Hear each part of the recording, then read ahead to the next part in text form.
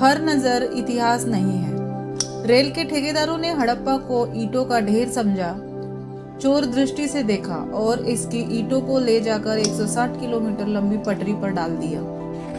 यह इतिहास दृष्टि नहीं है बल्कि फायदे की दृष्टि है।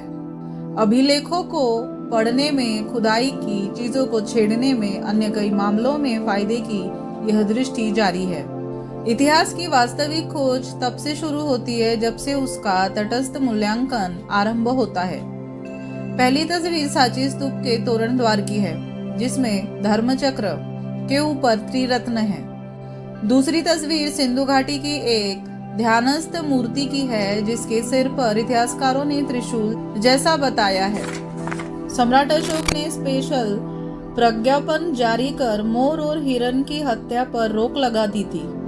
मोर की हत्या पर रोक लगाकर उसने कुलधर्म मौर्य वंश का मोर का पालन किया और हिरण की हत्या पर रोक लगाकर उसने राजधर्म धर्मचक्र का हिरण का पालन किया।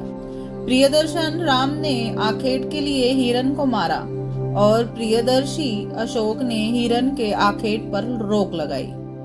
यह संयोग कहिए कि यही हिरण यूनिकॉर्न सिंधु घाटी का टोटेम था, इसलिए कि सिंधु घाटी से प्राप्त कुल 1755 सीलों में से 1156 यानी 66% सीलों पर यही एक सिंगा हिरण की आकृति है।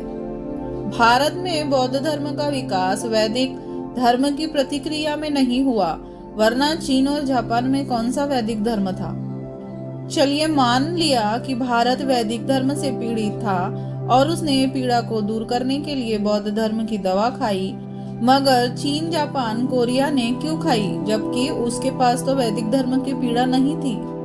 पाली में जो थेरी है वही उत्तर भारत में श्री है, दक्षिण में तिरु है और लोक बोलियों में सीरी है। नामों के अंत में श्री जोड़ने की परंपरा बौद्ध की है। पाली साहित्य में पटचारा थेरी, सुभा थेरी, उसब थेरी, चित्तक थेरी आदि में थेरी नामों के अंत में जुड़ा है। वाद में भी थेरी का संस्कारित रूप श्री बौद्ध नामों के अंत में मिलेगा, जैसे मंजूश्री, राज्यश्री।